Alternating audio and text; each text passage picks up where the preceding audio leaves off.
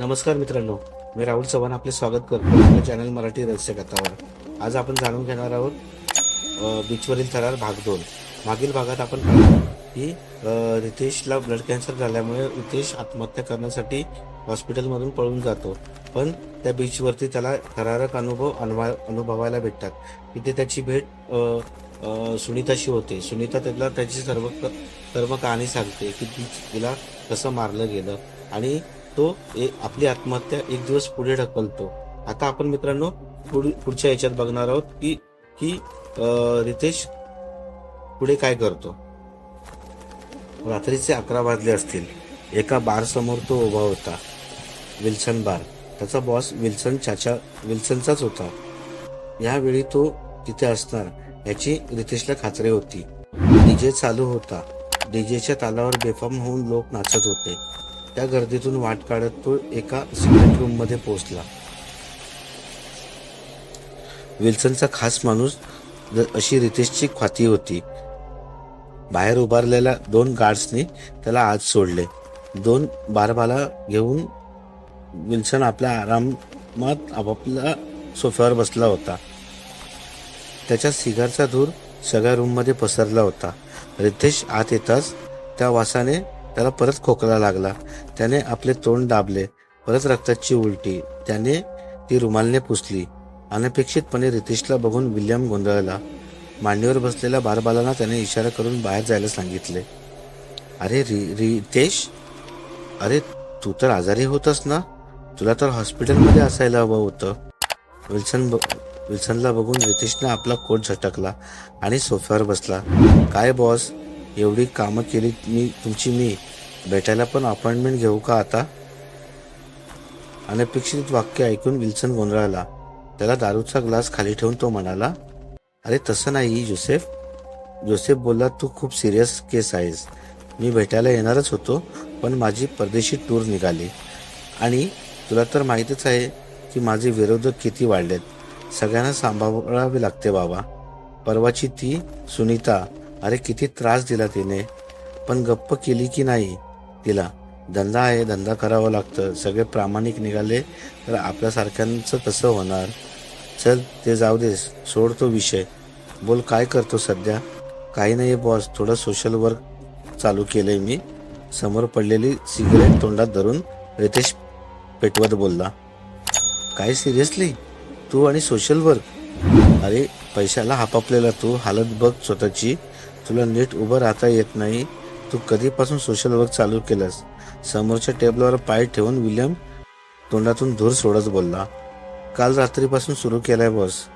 रितेशच्या तोंडातून हे ऐकून विल्यम हसत बोलला. बरं असू दे. बोल, काय आलास इथे? डोनेशन वगैरे हवं आहे का तुला?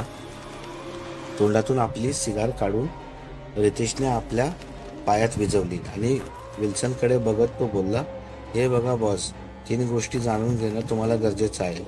पहिली गोष्ट, मी कॅन्सरच्या लास्ट स्टेजला आहे.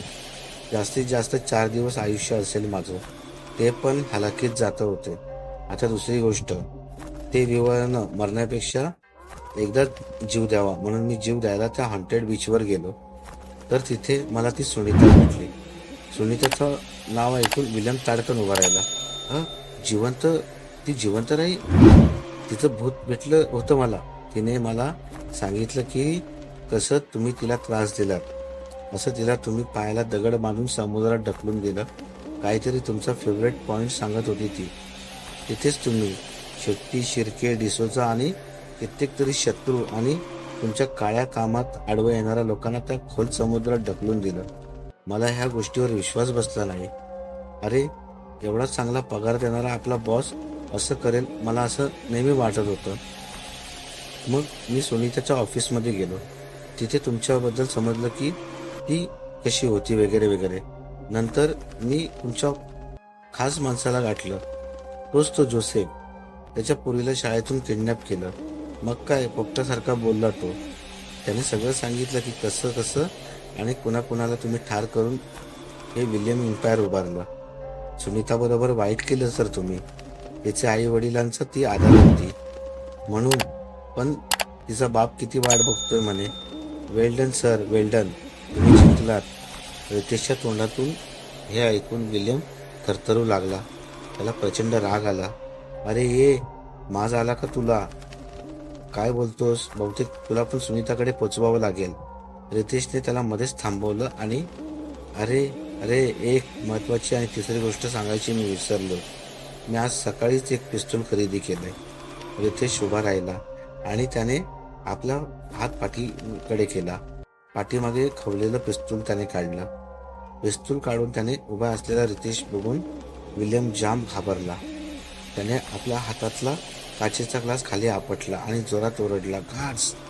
रितेशने क्षणार्धात विल्यमवर बंदूक रोखली आणि बंदुकीचा चाप ओढला. गोळी विल्यमच्या डोक्यातून आरपार गेली. तो टेबलावर कोसळला. त्याच्या डोक्यातलं रक्त काचेच्या टेबलावर पसरलं. गोळीचा आवाज ऐकून दोन्ही गार्ड वलीत आले.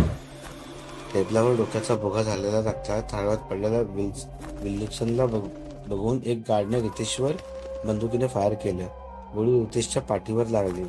त्याने लगेच बंदुकीची नळी गार्डच्या दिशेने फिरवली आणि एका गार्डच्या पायावर गोळी चालवली. तो गार्ड विव्हळत खाली पडला. दुसऱ्या गार्डवर त्याने बंदूक रोखली. तुम्हाला मारायचं नाहीये मला? तुमच्या गन इकडे द्या आणि हात वर करा. रितेशच्या डोळ्यातली आग त्या गार्ड्सवर भारी पडली. दुसऱ्या गार्डने आपल्या बंदुका रितेशकडे दिल्या. पाठीतून रक्त वाहत असल्याने रितेशला वेदना असह्य झाल्या. त्याने एका गार्डला बोटाने इशारा केला तसा तो समोरची बॅग घेऊन आला. ती बॅग त्याने रितेशच्या हातात दिली. बॅग काढून त्याने विल्सनच्या लॅपटॉप उघडला. त्याचे डोळे जड होत होते. त्याने काहीतरी बटन्स मारले आणि परत बंदुकीची गोळी दुसऱ्या गार्डकडे केली. तू विल्सनला माझ्या गाडीत घाल. जरी हालचाल केली तर इथेच ठोकीन दोघांना. गार्ड्सने विल्यमच्या मृतदेहाला रितेशच्या गाडीत टाकले. रितेश लडखडत गाडीजवळ आला. त्याच्या पाठीतून रक्त वाहत होते. मधून तो खोकलं आला की तोंडातून सुद्धा रक्त येईल. त्याने त्याच अवस्थेत गाडी चालू केली. रात्रीच्या सुनसान सडकेवरून त्याची ती गाडी वेडीवाकडी जात होती. तो आता 100 बीच जवळ आला. त्याने समोरच गेट बंद बघितलं आणि गाडीचा स्पीड वाढवला. गेट तोडून गाडी आत शिरली. त्या भयान काळ्या रेतीच्या बीचवर पाणी उडवत रितेशच्या गाडी आत शिरली. त्याचे डोळे जड जात होते. आपला काळ जवळ आलाय असं त्याला वाटलं. पण समोरच त्याला ती दिसली, पायात दगड आणि उदास. तिला बघून रितेशने ब्रेक मारला. तशी गाडी समोरच्या दगडावर आदळली. त्याचं डोकं हॉर्नवर आदळलं. त्या भयान शांत बीचवर त्याच्या हॉर्नचा आवाज घुमू लागला. तो बेशुद्ध. काही वेळानंतर एका प्रेमळ हात रितेशच्या कानावर पडली. हळूहळू त्याच्या पापण्या वर गेल्या. अरे ही तर पूर्वीची सुनीता, जिला रितेशने पहिल्यांदा ऑफिसमध्ये बघितलेली. किती सुंदर दिसते.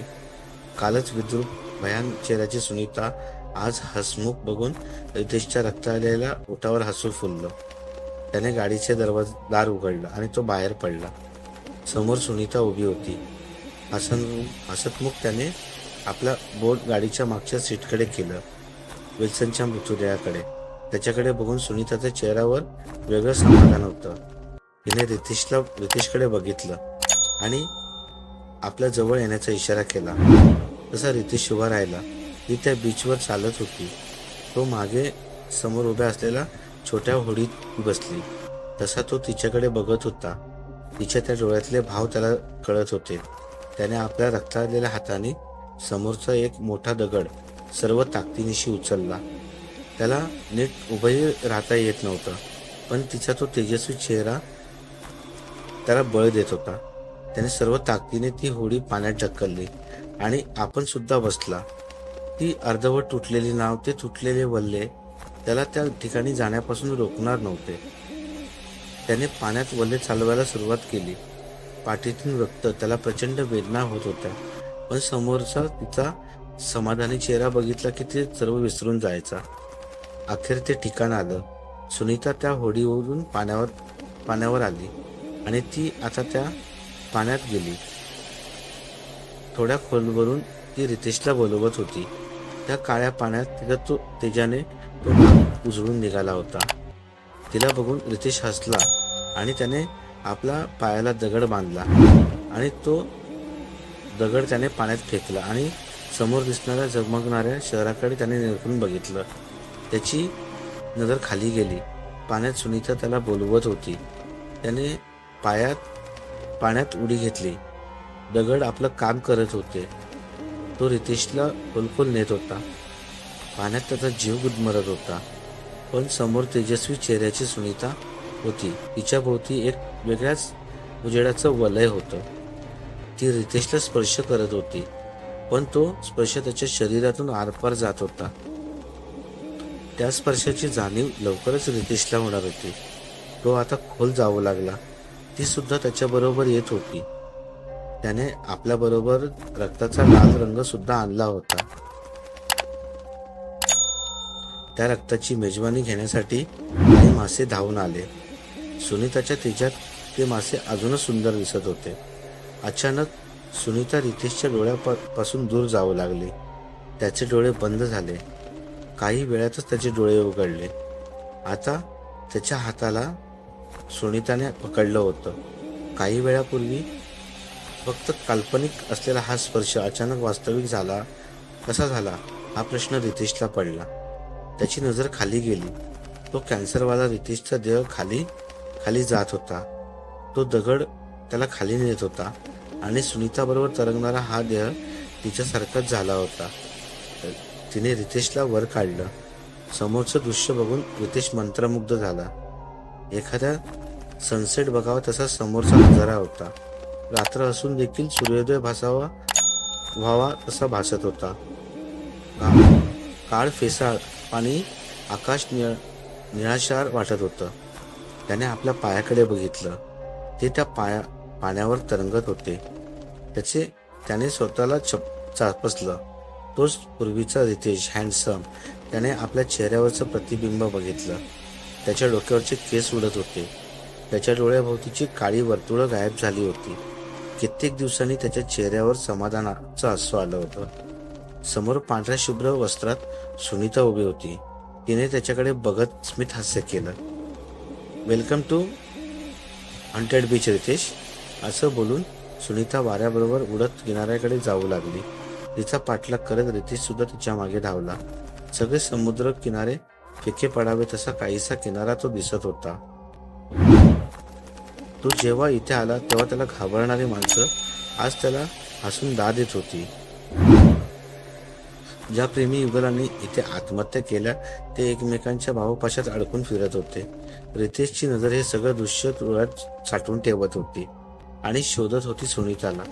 लोकांसाठी भूत असलेल्या पण आता सहकारी असलेल्या लोकांच्या घोळक्यात तो तिला शोधू लागला. ती बसली होती एका दगडावर. तो तिथं पोहोचला. काय ग, हॉन्टेड बीच हे नाव याला बरोबर वाटतं का? हे तर हेवन बीच आहे. हे ऐकून सुनीता हसली. ते आपल्यासाठी हेवन आहे, पण हे लोकांसाठी हॉन्टेडच. आणि हो मिस्टर हँडसम रितेश, हे असं हँडसम रूप घेऊन इथे नाही फिरायचं. लोकांना घाबरवतो आपण. सो बिंग भयानक. सुनीताच्या तोंडून हे वाक्य ऐकून रितेश तिच्या बाजूला जाऊन बसला. अहो मॅडम, तुमच्यासाठी आता एक मर्डर केलाय मी. भयानक बनणं काय अवघड आहे. आणि हो, एक महत्वाची गोष्ट सांगून राहून गेली. मी आज तुझ्या ऑफिसमध्ये गेलो. तिथे तुझ्या घरचा ॲड्रेस मिळाला. विल्सनच्या लॅपटॉपवरून मी जमवलेली 4 कोटी रुपये मी माझ्या मित्राच्या अकाउंटवर ट्रान्सफर केलेत आणि तुझ्या घरचा ॲड्रेस त्याला सेंड केलाय. उद्या जाऊन तो ते पैसे तुझ्या आई वडिलांना देईल. तुझ्या भावाचं शिक्षण पूर्ण होईल. हे ऐकून सुनीता भारावली.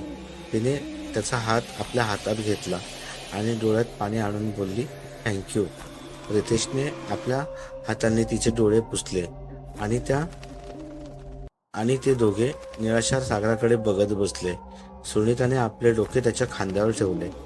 त्याचे हात सुनीताच्या केसातून फिरत होते. अचानक सुनीता उठली. अरे, सकाळ व्हायची आणि आपली जायची वेळ झाली. चल आता. त्याने तिच्याकडे बघितलं. पण आपण जायचं कुठे?